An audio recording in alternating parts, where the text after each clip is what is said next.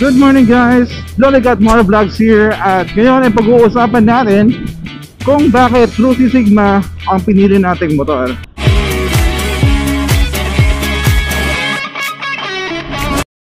Marami namang ibang motor dyan, sama yung Raider 150, tapos meron pa yung Fury 125, may SZ ng Yamaha kasi ang ganda rin ng forma niya, diba? Nandiyan pa yung Gixxer 150.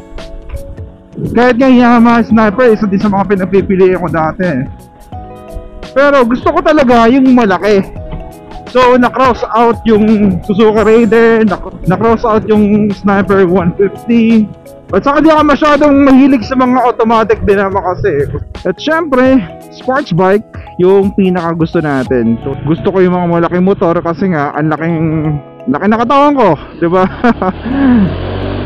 Well, hindi bagay na nakaupo ko sa may maliit na motor. So nga pala, ang height ko is 5'8". Ngayon nasa 82 kilos na. Pero dati umabot pa ng 86 yan. Ganun ako kabigat. Ngayon naghanap ako ng mga murang sports bike. Ang pinaka gusto kong motor doon is yung RS200, yung Bajaj. So guys, Bajaj ang basa doon, hindi siya Bahanjo o kung ano naman, yung J na mga Indiano. J talagang basa nila doon. Bajaj ang basa doon.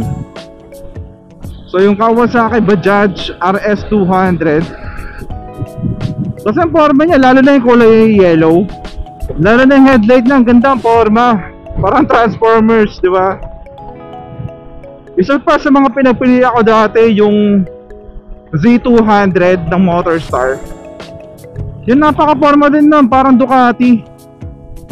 Siyempre hindi ko may pagkakailan na may mga agam-agam ako dati dahil nga sa brand na Rusi. Kasi pag sinabi mong Rusi, China bike yan eh. Sa mga na di nakakaalam yung Rusi, hindi naman kasi talaga sila gumagawa ng mga motor nila. Kumukuha lang talaga sila ng motor nila sa China.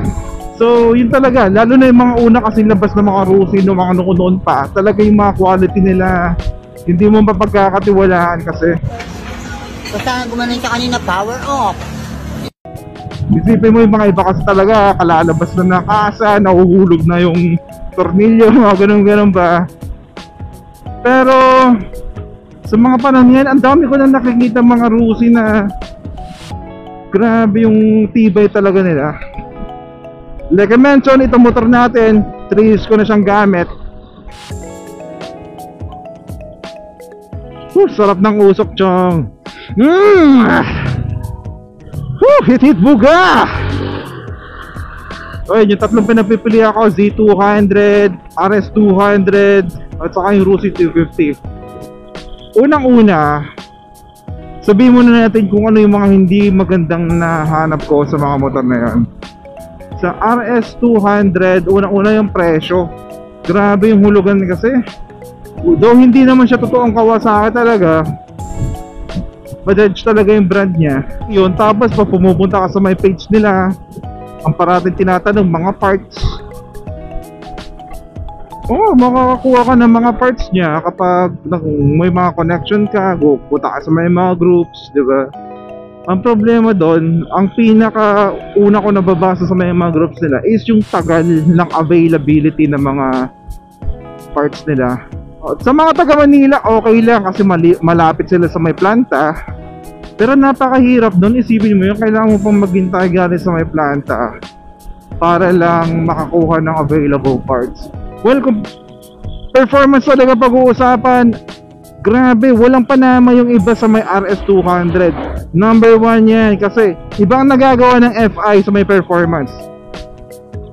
Kapag pinigan mo na, dire-diretso na, hindi makakahabol ang Sigma 250 kahit na 250cc pa to.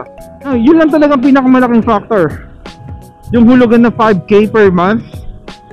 And then sa Z200, ang pinaka hindi ko nagustuhan is yung sa upuan niya. Sabi nila may issue kapag, lalo na kapag may OBR ka, is nag-crack-crack yung upuan.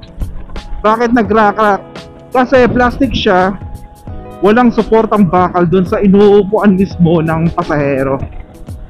Sabi nila mga fairies, nagkakandabasag-basag kapag medyo tumatanda na. Guys, ang fairies napakamahal niyan.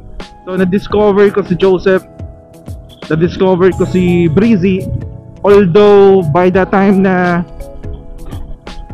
pinapanood ko yung mga vlogs niya about Rosy Sigma, meron na siyang NK400.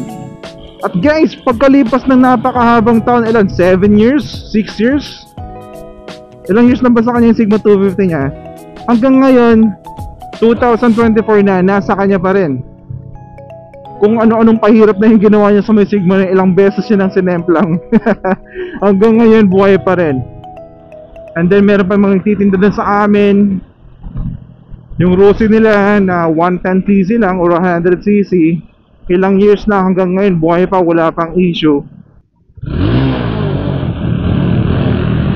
May mga iba naman nagsasabi na matibay naman talaga yung Z200. Ang naging factor na lang talaga niyan na kung bakit Sigma yung pinili ko is because yung size. Kung pagtatabi mo silang dalawa, mas malaki talaga yung Sigma 250. At saka 6-speed manual na tong Sigma 250. Sa RS200 naman, isipin mo kapag nasiraan ka, tapos meron yung mga nakausap ko kasi talaga, ilang linggo na nilang hindi nagagamit yung mga motor nila. Tapos in-advise na ako na, uy, kung kukuha ka ng RS200, bili ka ng secondary motorcycle mo para just in case na matambak yung RS200. So silang mga owner mismo nagsasabi na ng mga ganong advice sa akin. Iniwasan ko na.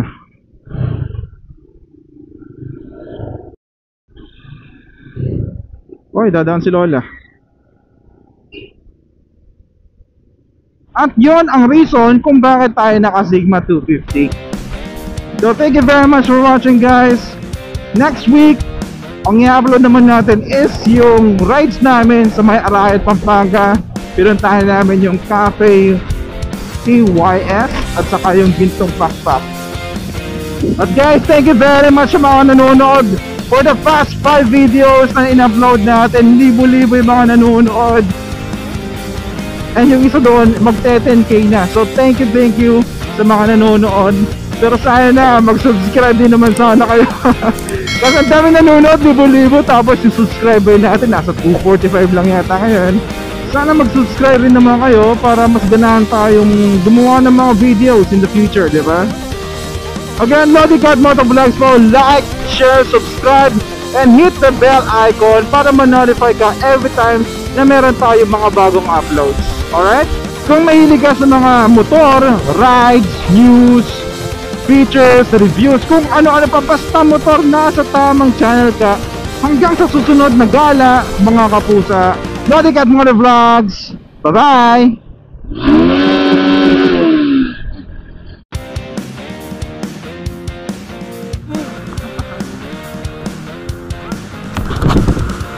Mataas? Mataas oh! Wow! Sumabran ka na?